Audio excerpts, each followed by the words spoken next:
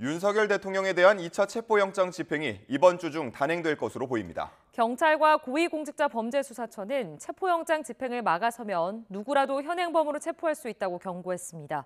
신지원 기자가 보도합니다. 물리적 충돌이나 유혈 사태를 막기 위해 신중한 접근을 이어온 공조수사본부. 일주일째 전략 다지기를 진행한 만큼 이번 주엔 윤석열 대통령에 대한 체포영장 집행에 나설 거란 관측입니다. 유효기간 만료가 임박해서 재집행을 시도할 경우 장기전에 대한 부담이 커질 수 있는 데다 경찰의 대통령 경호처 수뇌부에 대한 신병 확보 움직임도 빨라지고 있는 만큼 이번 주 중반에는 집행에 나설 거란 분석입니다. 체포영장 집행이 초읽기에 들어가면서 공수처는 대통령 경호처와 국방부에 사전 협조 공문도 보냈습니다. 체포영장 집행을 방해할 경우 경호처 직원이나 파견 군인에 대해 민형사상 책임을 물을 수 있고 이에 따라 공무원 자격이 상실되거나 연금 수령에 불이익이 생길 수 있다고 경고한 겁니다. 공수처와 경찰은 원칙적으로 체포영장 집행을 가로막는 누구든지 공무집행 방해 현행범으로 체포할 수 있다는 입장도 밝혔습니다. 특히 경찰은 현행범 체포에 관한 내부 방침이 어느 정도 정해졌다며 현장 상황에 따라 유동적으로 대응한다고 밝혔는데 윤 대통령을 지키겠다고 나선 국회의원에 대해서도 예외는 없다는 방침입니다. 공수처는 대통령 경호처와 국방부를 상대로 일종의 심리전을 벌이면서 최대한 물리적 충돌이나 유혈 사태는 피한다는 방침입니다. YTN 신지원입니다. 경찰청 국가수사본부가 수도권 지역 지방청에 오늘부터 인력을 파견하라고 지시했습니다. 국가수사본부는 지난 9일 안보수사와 광역수사 기능 소속 수사관을 동원하라며 서울, 인천, 경기 남부, 경기 북부 지방청에 공문을 보낸 것으로 확인됐습니다. 국수부는 동원 일자와 장소 등 세부 사항은 별도 통보한다고 공문을 보낸 뒤 같은 날엔 인력 파견 시점을 명시한 또 다른 공문을 보낸 것으로 파악됐습니다. 최상목 대통령 권한대행은 윤석열 대통령 체포영장 집행 때 폭력적 수단과 방법을 사용하는 일이 절대 없어야 한다고 지시했습니다. 여야 정치권엔 위헌적 요소가 없는 특검법을 마련해달라고 거듭 호소했습니다. 보도에 박희재 기자입니다. 최상목 대통령 권한대행이 대행직이 후 처음으로 국회에서 여야 대표를 차례로 만났습니다. 두 자리에서 모두 최상목 대행은 윤석열 대통령 체포영장을 집행하는 과정에 물리적인 충돌이 발생해서는 안 된다며 국회 협조를 당부했습니다. 그러면서 여야가 하루빨리 위헌 요소 없는 특검법을 마련해야 한다고 촉구했습니다. 위헌적 요소가 없는 특검 법안이 여야가 함께 마련해 주기를 부탁드리고 특검법이 마련되면 수사권이 특검을 중심으로 재편되는 만큼 공수처와 경호처 간 대립은 그만큼 줄어들 것으로 보입니다. 하지만 국민의힘은 공수처가 무리한 영장 집행을, 더불어민주당은 경호처가 무리한 저항을 하고 있다며 여전히 정반대 입장을 보였습니다. 우리 최 권한대행께서도 모든 관계기관에 무리한 행동을 자제할 것을 요청하는 게 반드시 필요하다고 생각을 합니다. 범인을 잡는데 저항을 할까 봐 잡지를 말아야 된다, 이런 얘기 비슷해서 그건 좀 아니지 않나. 이어 최상목 대행은 경찰청과 경호처에 지시를 내린 내용을 언론을 통해 공개하면서 체포영장을 집행할 때 폭력적인 수단과 방법을 쓰는 일은 절대 없어야 하며 모든 법 집행은 평화적이고 절제된 방식으로 이루어져야 한다고 강조했습니다. 충돌이 발생하면 헌정사에 씻을 수 없는 상처를 남기는 일이 될 거라고도 경고했는데 다만 이를 위해선 두 기관이 충분히 협의하라면서 직접 개입하지 않겠다는 뜻도 내비쳤습니다. 정치적인 불확실성을 지적하는 대외적 시각과 결단을 촉구하는 국내 정치적 상황 사이에서 입장을 내면서 당사자들의 타협을 촉구하는 기존은 앞으로도 이어질 것으로 보입니다. YTN 박희재입니다. 윤 대통령에 대한 2차 영장 집행을 앞두고 대통령 관저 경내에서 헬멧을 쓰고 소총 수납 가방을 맨 것으로 보이는 요원들이 포착됐습니다. 네, 경호처가 공격 대응팀을 노출하며 무력 충돌 가능성을 경고한 것이라는 해석이 나오는데 경찰은 영장 집행 과정에서 안전을 제일 원칙으로 고려하고 있다고 밝혔습니다. 정현우 기자의 보도입니다. 대통령 관저 경내에서 전술복 차림에 검은색 헬멧을 쓴 요원들이 순찰하는 모습입니다.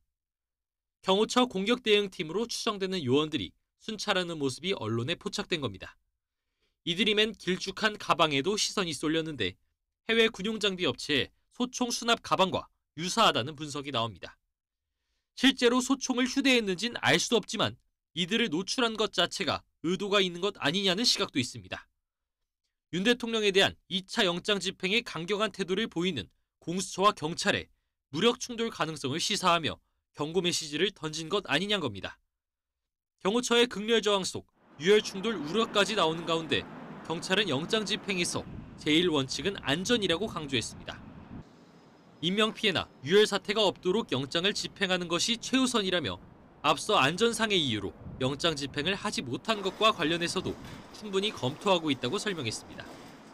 당시 상대적으로 적은 인원 탓에 경호처의 저지선을 뚫지 못한 점 등을 대규모 인력 동원 등으로 극복하겠다는 것으로 보입니다. 경찰은 영장을 집행하는 측은 물론 저지하는 측에서도 안전을 최우선으로 고려해야 한다고 강조했는데 경호처 대응에 관심이 모아집니다. YTN 정윤우입니다. 윤석열 대통령 측은 대통령이 경호처 간부들에게 2차 체포영장 집행 시 무력 사용을 검토하라고 지시했다는 보도는 사실이 아니라며 반박 입장을 냈습니다.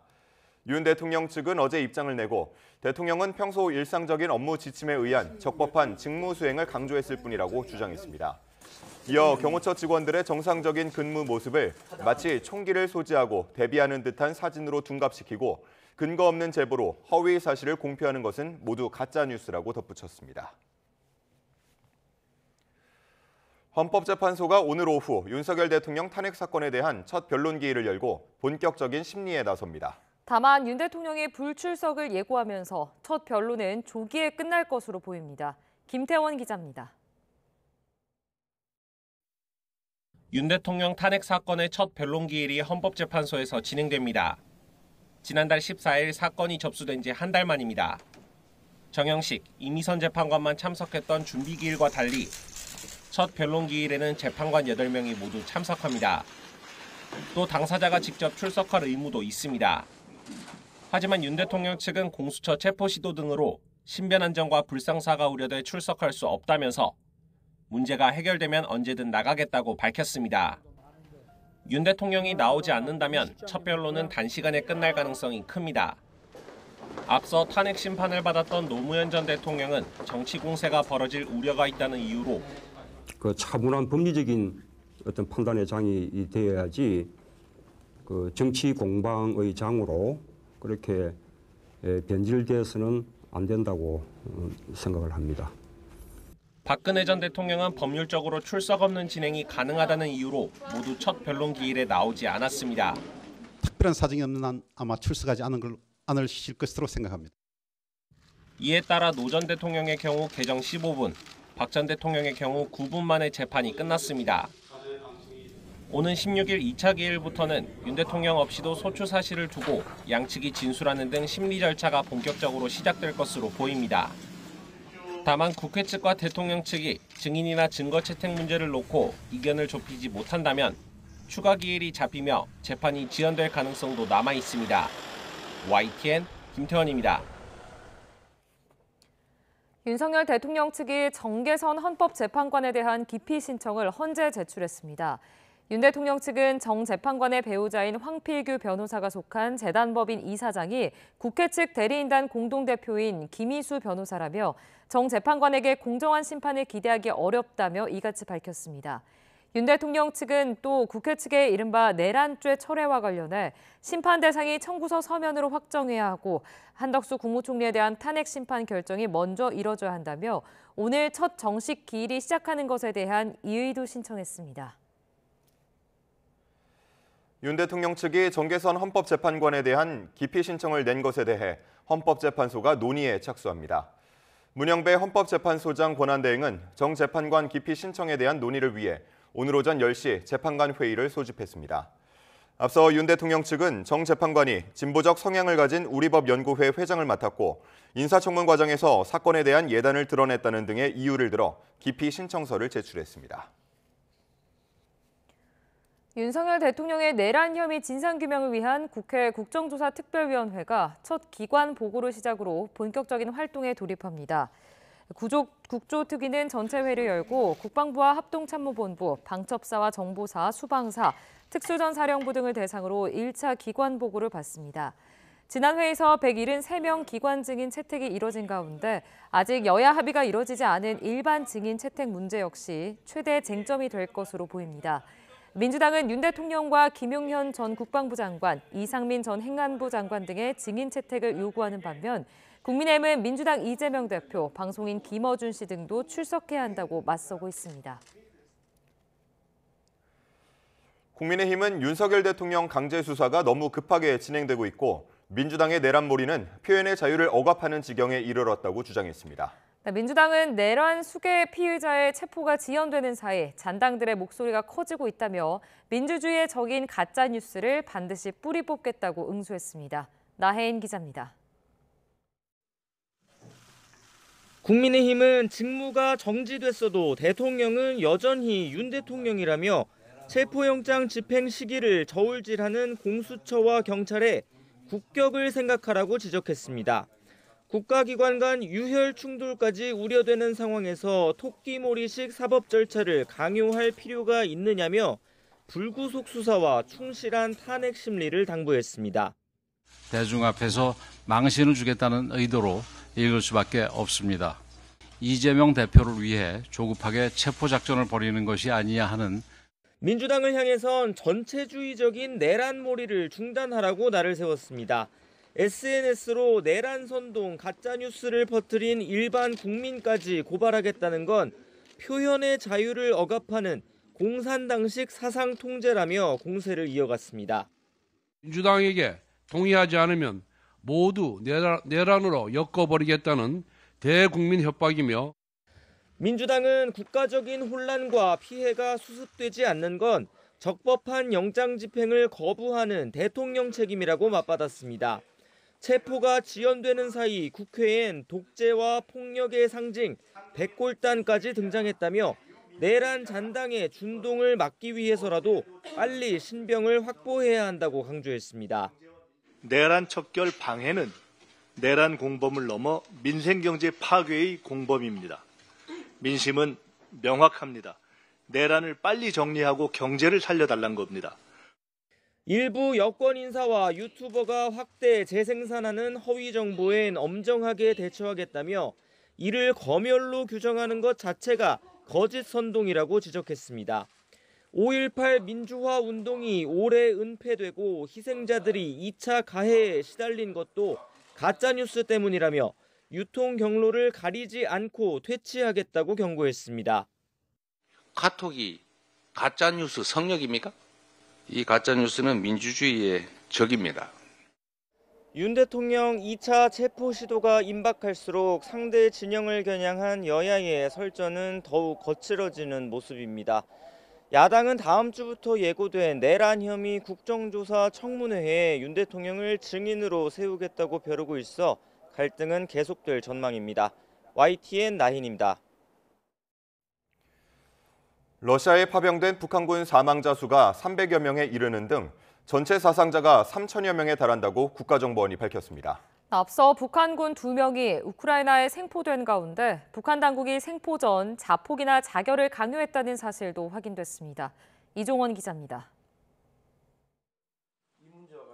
국가정보원은 우크라이나 전장에서 숨진 파병 북한군 수가 300여 명에 이르고 부상자는 2,700여 명으로 파악했습니다. 북한군 전체 사상자 규모가 벌써 3,000명을 넘었다는 것으로 북한군 피해가 큰 주요 원인에 대해선 이같이 분석했습니다. 후방 화력 지원 없는 돌격 전술 등 현대전에 대한 이해 부족과 러시아 측의 북한군 활용 방식이 결과적으로 대규모 사상자 발생의 전장에서 생포될 경우 미리 자폭이나 자결을 하도록 북한 당국이 강요했다는 사실도 국회 정보위원회에 보고됐습니다. 전사자 메모에서 발견된 내용으로 실제 북한군 한 명은 포획 위기에 놓이자 김정은 장군을 외치며 자폭하려다가 사살된 것으로 파악됐습니다. 앞서 우크라이나에 생포된 북한군 2명 가운데 1명은 북한으로 돌아가지 않겠다는 뜻을 밝힌 육성이 공개됐는데 아직 한국 귀순을 요구하진 않은 것으로 나타났습니다. 국정원은 본인의 요구가 있으면 우리 헌법상 북한군도 우리 국민인 만큼 우크라이나와 협의하겠다고 밝혔습니다. 미국 트럼프 2기 행정부 출범과 관련해선 트럼프 스스로 과거 북미 정상회담을 대표적 성과로 인식하는 만큼 김정은과의 대화를 다시 추진할 가능성이 있다고 전망했습니다. 단기간 내에 완전한 북한의 비핵화가 달성하기 어렵다고 판단할 경우에 핵동결과 군축과 같은 작은 규모의 협상, 스몰딜 형태도 가능하다. 국정원은 꾸준히 거론되어 온 김정은 국무위원장의 러시아 방문 가능성에 대해선 북한이 올해 상반기 추진 여부를 저울질할 것으로 내다봤습니다. YTN 이종원입니다. 미 국방부는 러시아의 우크라이나의 침략 전쟁에 파병된 북한군의 전력이 유능하고 위협이 되고 있다고 평가했습니다. 펠라이더 미 국방부 대변인은 현지 시간 13일 브리핑에서 북한군 전력에 대한 질문에 비교적 잘 훈련돼 있고 유능한 전력이라고 답했습니다. 라이더 대변인은 파병된 북한군이 주로 보병 전력이고 모든 면에서 볼 때 능력이 있다며 우크라이나 전장에서 목격하는 건 그들이 분명한 위협이 되고 있다는 것이라고 말했습니다. 올해는 한일 국교 정상화 60주년이 되는 해입니다.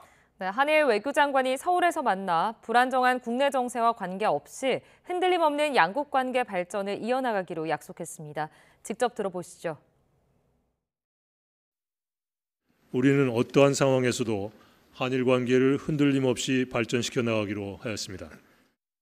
오늘 회담에서 저는 우리 대일 외교정책 기조와 앞으로도 변함없이 유지될 것이라는 점을 다시 한번 분명히 하였습니다. 이와야 대신도 한일 관계를 중시한다는 일본 정부의 일관된 입장을 재확인하였습니다. 韓国の内政へのコメントはですね、差し控えたいというふうに思っております。いずれにしても日本と韓国とは互いに国際社会におけるさまざまな課題への対応にこれからもパートナーとして協力していくべき重要な隣国関係だと。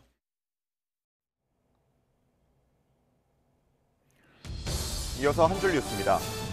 신한은행이 오늘부터 대출 가산금리를 최대 0.3%포인트 낮추고 생활안정자금용 주택담보대출 한도도 없애는 등 가계대출 문턱을 크게 낮춥니다.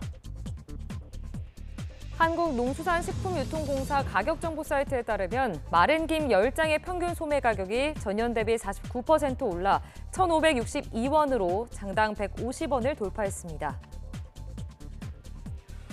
최상목 대통령 권한대행은 민생과 직결된 물가와 부동산 시장 안정을 위해 점검을 당부하고 특히 설 명절 물가 안정을 위한 조치들을 신속히 이행해달라고 당부했습니다. 한국경제인협회는 여야가 설 명절을 앞두고 경제 민생과 직결된 세제 관련 법안을 우선 처리해야 한다고 제언했습니다. 현대차, LG, 롯데 등의 대기업들이 설 연휴를 앞두고 자금 조달에 어려움을 겪는 협력사를 위해 납품 대금을 앞당겨 지급하기로 했습니다. 관세청은 이달 1일부터 10일까지 수출이 160억 달러로 지난해 같은 달보다 3.8% 증가했다고 밝혔습니다. 지난해 국내 시가총액이 249조 원 감소했고 전체 주식 가운데 69%는 시총이 하락한 것으로 나타났습니다. 한국은행이 비상경 사태 이후 유동성 공급을 위해 매입한 RP 환매 조건부 채권 총액이 47조 원을 넘어섰습니다. 지난해 연간 매입액은 106조 1천억 원에 달해 사상 최대로 나타났습니다. 지금까지 한 줄 뉴스였습니다. America first. America first.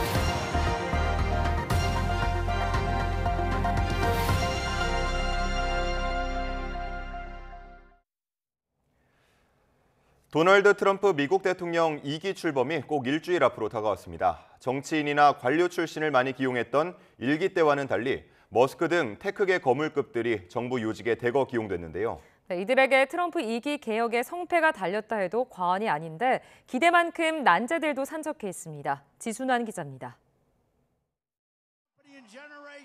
트럼프 2기 테크업계 선두주자는 단연 일론 머스크 테슬라 최고 경영자입니다. 대선 승리를 선언하는 현장에서도 트럼프는 1호 친구 머스크에게 절대적 신임을 보냈습니다. Let me tell you, we have a new star. A star is born, Elon. Now he is. Now he's an amazing guy. We were sitting together tonight. 트럼프 2기 막후 실세로 떠오른 머스크는 정부 효율부 수장의 이름을 올렸습니다. All government spending is taxation. So whether it's direct taxation or all government spending, it either becomes inflation or it's direct taxation. Your money is being wasted, and the Department of Government Efficiency is going to fix that.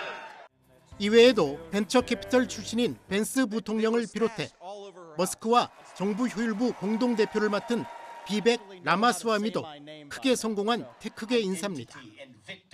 특히 머스크가 공동 창업한 온라인 결제 회사 페이팔 인맥의 약진이 눈에 띕니다. 인공지능 및 암호화폐 정책을 총괄할 차르로 임명된 데이비드 삭스와 백악관 과학기술정책실장 마이클 크라치오스도 이른바 페이팔 마피아 출신입니다. 나사 국장에 지명된 제러드 아이작맨 역시 머스크가 경영하는 스페이스X의 큰손 투자자입니다. 실리콘밸리와 공화당의 이 같은 협업은 아주 이례적입니다.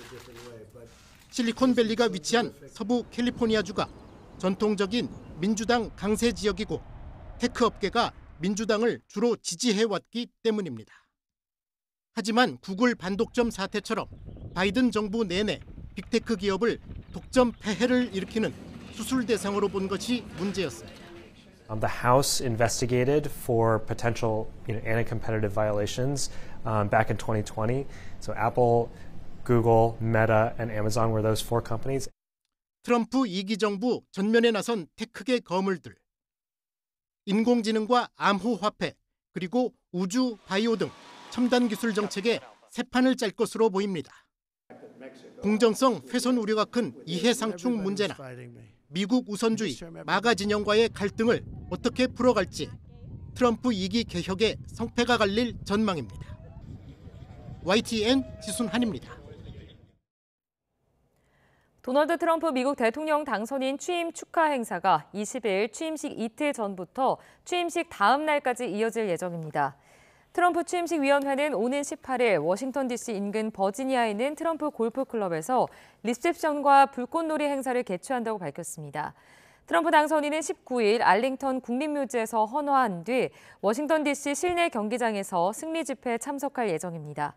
취임식 당일인 20일은 세인트 존스 교회 예배를 시작으로 바이든 대통령과 백악관에서 차담회를 갖고 의회 앞 취임식 행사에 참석할 계획입니다.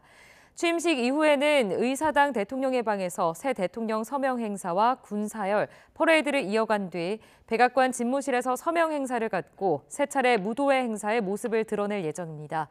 트럼프 당선인의 공식 취임 행사는 21일 오전 국가기도회로 끝납니다. 다음 주 취임할 도널드 트럼프 미국 대통령 당선인 인수팀이 백악관 국가안보회의에서 일할 직업 공무원을 대상으로도 정치 성향 검증 작업을 하고 있다고 AP통신이 보도했습니다. 마이크 왈츠 국가안보보좌관 내정자는 최근 언론 인터뷰에서 우리가 쓸 사람들은 트럼프 대통령 의제와 100% 일치해야 한다며 우리가 누구와 함께 일하고 싶은지 알고 있다고 말했습니다. AP는 트럼프 인수팀이 NSC에 파견될 공무원들을 상대로 지난 대선에서 누구에게 투표했는지와 정치 기부 현황, 소셜미디어에 트럼프 당선인을 비난하는 글을 게재했는지 등에 대해 묻고 있다고 전했습니다. 도널드 트럼프 미 대통령 당선인의 아내인 멜라니아 트럼프 여사가 나는 나만의 생각이 있고 독립적으로 행동한다고 강조했습니다. 멜라니아 여사는 현지 시각 13일 폭스뉴스의 폭스앤드 프렌즈에 출연해 어떤 사람들은 나를 대통령의 부인으로만 생각할지 모르지만 나는 내 두 발로 서서 독립적으로 행동한다며 이같이 밝혔습니다. 멜라니아 여사는 트럼프 집권 1기 당시 대중 앞에 잘 나서지 않았던 것과 관련해 당시에도 나는 항상 내가 내 자신이라고 느꼈다며 사람들이 자신을 받아들이지 못한 것 같다고 말했습니다. 또 나는 남편의 말이나 하는 일에 항상 동의하지 않는다며 자신의 생각을 트럼프 당선인에게 조언한다고 밝혔습니다.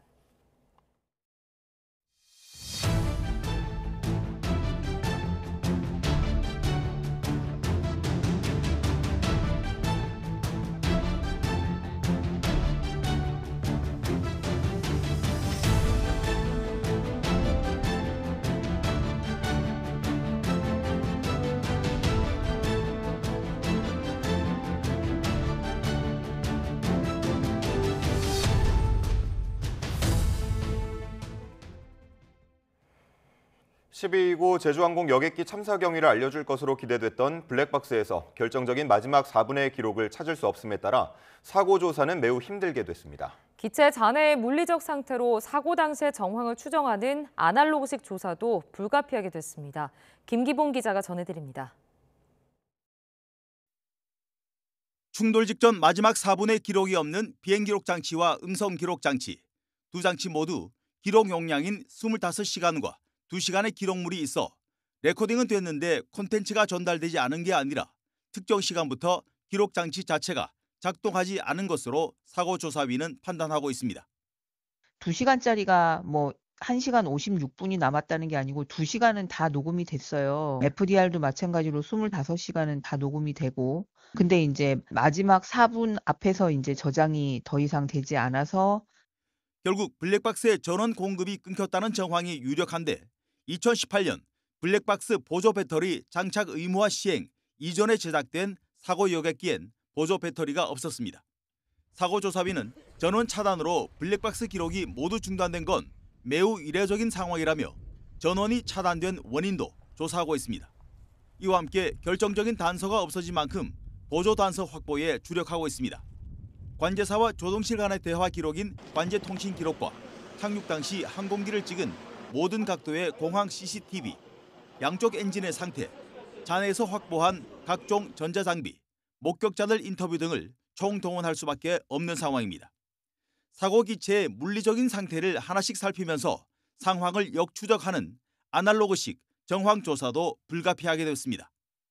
그 경고등을 찾아가지고 그걸 현미경으로 보면 필라멘트가 끊어진 모양을 보면 불이 들어온 상태에서 끊어진 건지 아니면 불이 안 들어온 상태에서 끊어진 건지 이런 것들을 알 수가 있죠. 아니면 계기판이나 속도 엔진 계기판 같은 거에 바늘이 있는데요. 충격 때문에 바늘이 그 계기판 뒷 백플레이트를 칩니다.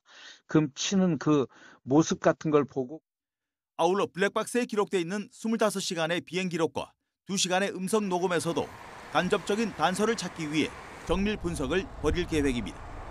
하지만 사고 순간의 정황을 담은 가장 직접적이고 분명한 기록이 없는 만큼 사고 경위를 밝히기까지는 훨씬 길고 어려운 과정이 불가피하게 됐습니다. YTN 김기봉입니다. 무안국제공항 폐쇄 기간이 닷새 더 연장됐습니다.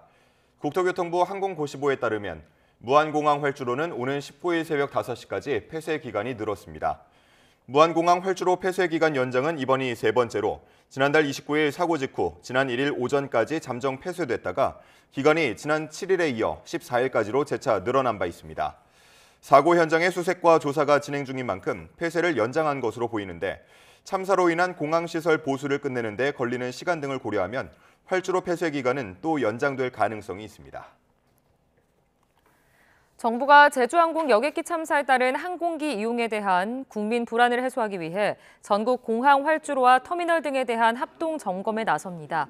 이한경 행정안전부 재난안전관리본부장은 중앙재난안전대책본부 회의에서 11개 국적사의 안전체계 전반과 15개 공항의 활주로, 터미널 등 주요 시설에 대한 합동 점검을 이달 말까지 실시할 예정이라고 밝혔습니다.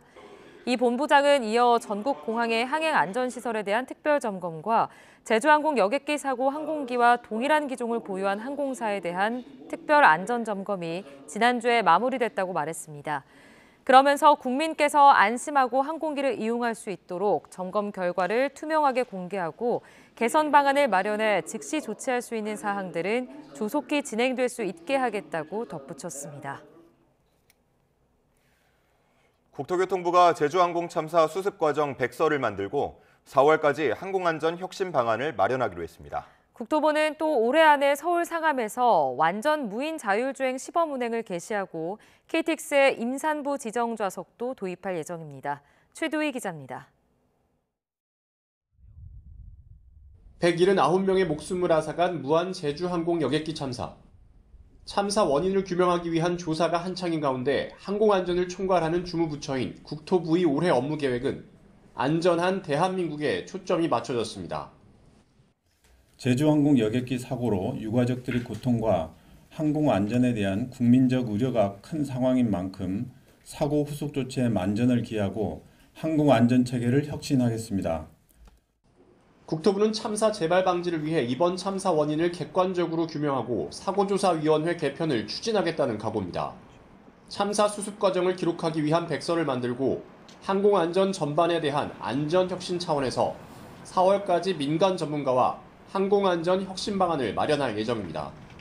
다만 이번 참사를 계기로 전국에서 추진 중인 신공항 프로젝트 건설을 재고해야 한다는 지적에도 불구하고 가덕도 신공항과 같은 기존 신공항 사업은 차질 없이 추진하겠다고 밝혀 논란이 예상됩니다.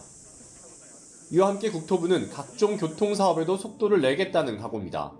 우선 지상의 철도를 지하로 옮기는 철도 지하화 1차 사업 선정 결과를 1분기 안에 발표하겠다고 밝혔습니다.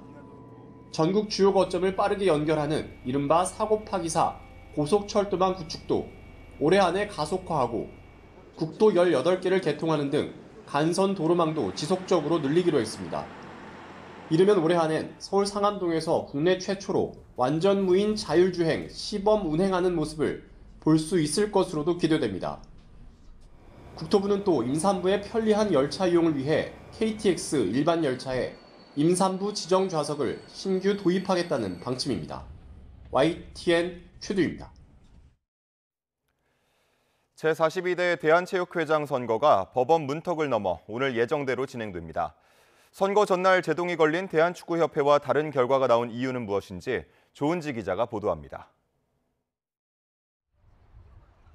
대한체육회장 선거를 22시간 앞두고 법원은 예정대로 투표를 진행하라고 판결했습니다. 강신욱 후보 등이 제기한 선거 중지 가처분 신청을 기각한 겁니다. 법원은 선거가 그대로 진행돼도 사후적 불복 수단이 충분히 마련돼 있다고 강조했습니다. 이미 선거인이 확정 통지돼 선거가 임박한 점, 또 가처분이 인용되면 더 큰 혼란이 야기될 염려가 있는 점을 고려했다고 설명했습니다. 강신욱 후보는 선거인단에 사망자와 입영자가 포함되는 등 구성과 절차에 문제가 있다고 주장했지만 법원은 사망한 사람은 비고 칸에 적으면 족하고 입영했다고 선거권을 상실하는 건 오히려 군 복무자의 선거권을 침해하는 거라고 명시했습니다. 서울올림픽공원에서 딱 150분 현장 투표를 하는 게 지방 유권자의 참여를 어렵게 한다는 문제 제기도 동부지법은 가정이라고 일축했습니다. 선거 전날 제동이 걸려 원점에서 시작해야 하는 대한축구협회와 정반대 결론이 나온 건데 차이점은 문체부의 관리 감독입니다. 법원은 체육회 선거운영위원회는 외부 인사로만 구성되고 객관적 제3자인 문체부가 관여하는 만큼 공정성, 투명성이 담보된다고 명시했습니다. 외부위원이 3분의 2 이상이어야 한다는 축구협회 규정과 차이가 있다고 적었습니다. 대한민국 스포츠 대통령 선거는 이로써 오늘 낮 1시에 예정대로 시작합니다. 3선에 도전하는 이기흥 체육회장을 비롯해 김용주 전 강원도 체육회 사무총장, 유승민 전 대한탁구협회장, 강태선 서울시 체육회장, 오주영 전 대한 세팍타크로 협회장, 강신욱 당국대 명예교수의 6파전으로 치러집니다. YTN 조은지입니다.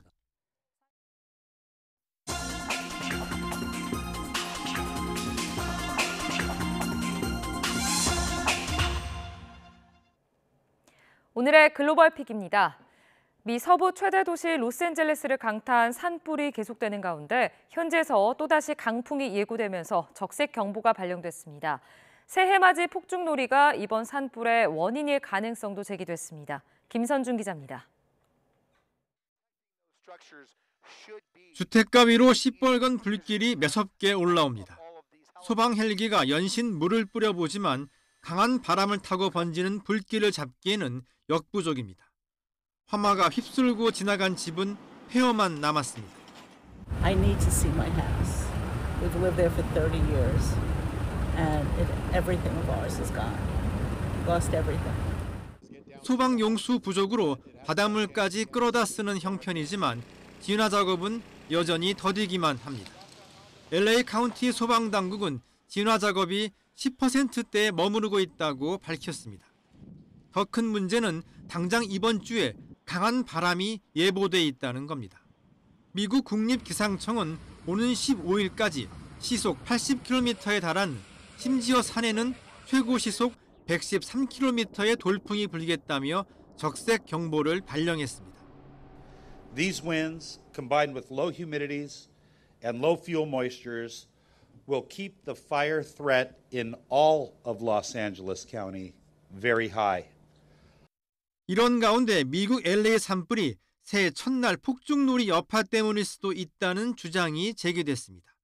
워싱턴 포스트는 위성 사진을 비교해 봤더니 새해 첫날 발생한 산불 현장과 이번 산불이 시작된 곳 위치가 비슷하다고 보도했습니다. 실제 지난 1일 새벽에 팰리세이즈 북동쪽에서 산불이 발생해 덤불 만여 제곱미터를 태우고 4시간 만에 꺼졌습니다. 화재 전문가들은 그 사이에 비가 내리지 않았다면 기존 화재의 불씨가 남아있다가 강한 바람에 다시 불붙을 수 있다고 지적했습니다. YTN 김선중입니다. 네, 보신 것처럼 미국 서부 LA에서 발생한 산불로 인한 피해가 걷잡을 수 없이 커지는 가운데 잿더미 속에 홀로 화마를 견딘 한 주택이 눈길을 끌었습니다. 외신에 따르면 해안선을 따라 늘어선 주택 다수가 불에 탔지만 하얀색 3층짜리 집 한 채는 건재한 모습이 포착됐는데요. 변호사이자 폐기물 관리업체 웨이스트 매니지먼트의 전 최고 경영자인 데이비드 스타이너 소유의 주택입니다.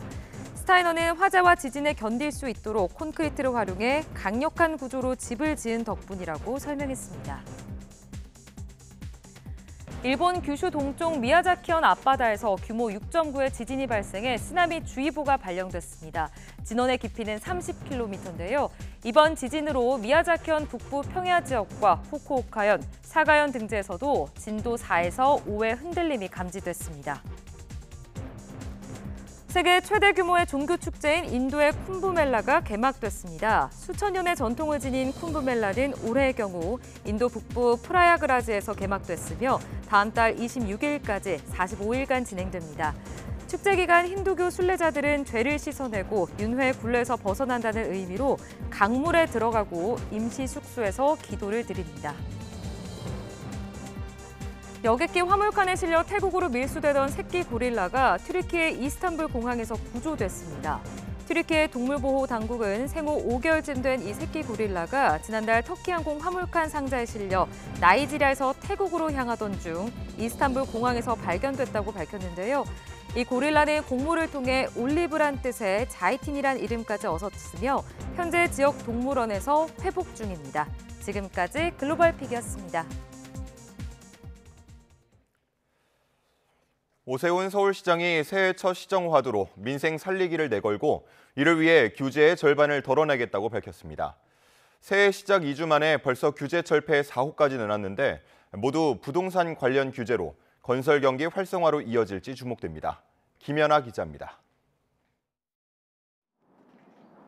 흑석 11개 정비구역 가운데 유일하게 구역 해제돼 10년 이상 방치된 흑석 10구역입니다. 산기슭이라 경사가 가파르고 집들도 낡아 재개발 요구가 많지만 일종 주거지가 80% 가까이 되고 경관지구로 묶여 매번 사업성이 발목을 잡았습니다. 걸어다니기 힘드니까 오죽하면 열선을 다 깔았어, 두 군데나. 너무 눈 오면 나오질 못해요, 무서워서. 그러니까 여기서 살기가 너무 아주 낙후된 데라고 그래야죠. 서울시가 이렇게 각종 도심 규제에 묶여 답이 없는 지역에 숨통을 틔워줍니다.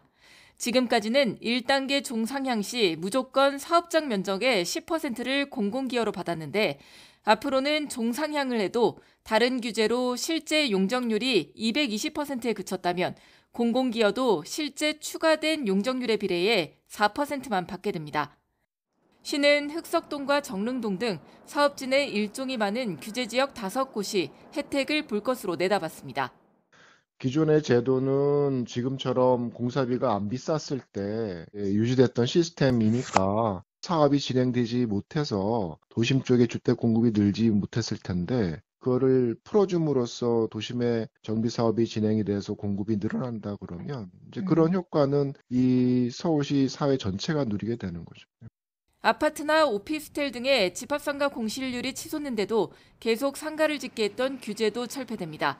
시는 상업지역 내 주거 복합 건축물의 비주거 시설 비율을 절반인 10%로 줄이고 임대주택이나 공공기숙사를 도입하거나 준주거지역은 상가 의무 비율을 없애기로 했는데 당장 여의도 재건축 아파트들이 속속 주거 비율을 높이겠다고 나서고 있습니다. YTN 김현아입니다. 정부가 이른바 줍줍으로 불리는 무순위 청약제도 개편안을 다음 달 발표합니다. 국토교통부는 어제 발표한 올해 주요 업무 추진 계획에서 무순위 청약주택이 무주택 실수요자에게 공급될 수 있도록 제도 개선을 추진하겠다며 이같이 밝혔습니다. 이에 따라 국토부는 무주택자만 줍줍을 할 수 있도록 하는 것으로 방향을 잡고 거주 지역을 제한하는 방안을 유력하게 검토 중입니다. 전국의 광역기초자치단체가 다양한 대중교통 이용 활성화 정책을 쓰고 있습니다. 복지정책 강화와 탄소 배출 감소라는 두 마리 토끼를 잡으려는 노력입니다. 박종혁 기자가 보도합니다. 한 시민이 올해 첫 도입한 경남 패스로 버스에 탑니다. 이 패스를 쓰면 19살부터 39살 이하 시민은 교통비의 30%를, 40살부터 74살까지는 20%를 돌려받습니다. 75세 이상 어르신과 저소득층은 사용 금액을 모두 환급받을 수 있습니다. K패스와 다른 점은 돌려받는 월 사용액과 사용 지역에 제한이 없다는 겁니다.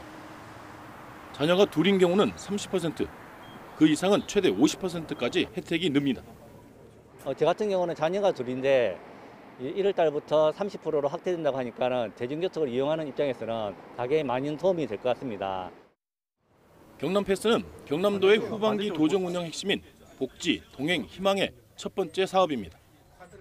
대중교통 활성화와 또 기후 변화에 대응하는 도민들의 노력이 같이 효과가 있을 걸로 전망이 됩니다. 경남 진주시는 시내버스 100원 요금제를 시행하고 있습니다.